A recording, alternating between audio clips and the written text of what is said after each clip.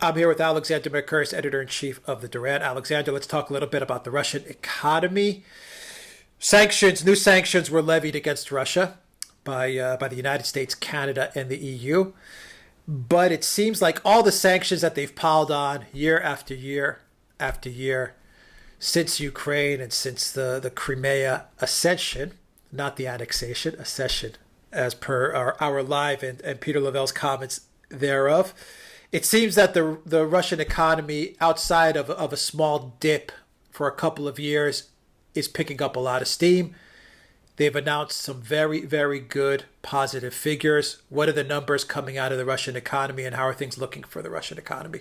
Yeah, I'm glad you've mentioned the sanctions because, of course, this was something that was being talked about a lot last year, that there was going to be a whole lot of new sanctions against Russia. And in fact, we have just seen some more sanctions. And this happened roughly the same time that the central bank increased interest rates because of concerns about an inflation hike as a result of a VAT increase.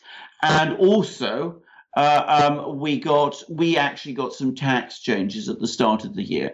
So there was widespread predictions that the Russian economy would slow at the start of the year. And of course, this would have happened against a general world outlook of slowing growth. Well, now we've had more and more figures coming out of Russia, and what they actually show is no slowdown, no growth slowdown at all, but rather an economy which is continuing to build up momentum. So we've had industrial production figures for February. They're up by 4.1%. We've had much lower inflation than predicted. The inflation is kicking around 5%. It's expected to fall. The VAT increase, it was not particularly, did not have any particular effect. So it's very likely that inflation is going to fall back to within the 3% range that it had before. And agricultural output also seems to be increasing very strongly, with increases in meat production well into double figures, around 11%. So what we're looking at is an economy with growing forward momentum. There was, as you rightly say, a brief dip in 2015, a small one, a contraction of just 2%. Since then, we've had steady growth, 2% growth in 2017, 2.3%, perhaps actually higher than that, 2.7%, I think, growth in 2018. It's looking like growth this year might be around 3%. So we're looking at an economy that is putting on steam. Debt, reserves, gold. Where does Russia stand with all of these things right now? Well, at the moment, I mean, this is the other thing. They're running a big budget surplus, 2.7% of nominal GDP last year, 2% in January when it was expected to fall. It didn't fall by very much. Still a very big trade surplus, also rising, and reserves, which are steadily growing, and now exceed the country's total foreign debt, both state debt and company debt. So no country in the world has as strong a financial position going forward as Russia currently has. And they are purchasing a lot of gold, if I'm not mistaken, correct? They are indeed. I mean, their gold reserves are increasing at an absolutely stellar rate. I mean, they will very soon. To edge away from the USD? Well, indeed, that's exactly. I mean, they've said it. I mean, they've been reducing their treasury holdings, their U.S. treasury holdings, and they're building up gold, and they're building it up fast. And now they're being joined in doing that by other central banks like China, which is now also buying gold at an accelerating rate, and Turkey and several other countries, Japan too. So, people are becoming increasingly, central banks are becoming increasingly wary of gold. The Russian central bank has been the leader. And one has to start wondering whether before very long we're going to see trade between these countries starting to take place in gold-backed currencies rather than dollars. Now, in Russia, there's two factions that kind of go against Putin. Putin is actually a very centrist political figure. To the shock and surprise of many people, he is very moderate. Yes. And some may even say he's even more liberal when it comes to economic policies. But usually you have the ultra liberal, the ultra neoliberal, and the ultra far right national kind of ideologies in Russia that are now saying Putin's strength in Russia is weakening and his poll numbers are going down, and they're saying that now they see an opportunity to perhaps push Putin aside and get someone else in power. Yes. What do these numbers say about Putin's strength, his standing? What are his poll numbers looking like now? How are the people viewing him, considering the positive economic outlook? Right. Putin's poll ratings, which had been around 80% at the start of last year, did suffer a dip. They fell to around 65%. Huge by any standards, apart from his own in Russia, as a result of the very unpopular pension reform, which we've talked about in previous videos. Now, since then, his poll ratings have started to edge up again. And it's not surprising, given that the reality is the economic figures are very good and are improving. And he used his State of the Union address a few weeks ago to announce a very major investment program in Russian infrastructure and a big program to improve Russian education and healthcare and to help families. So these are popular things. And the result is that Putin is becoming more popular. You are absolutely right to identify the two groups of people in Russia who are the most vocal critics of Putin. There is the ultra-liberal, pro-Western group, which we hear so much about in the Western media, which gains far more attention than it deserves relative to its actual strength in Russia. In the last parliamentary elections, the people who made up that group polled around 1% of the total vote.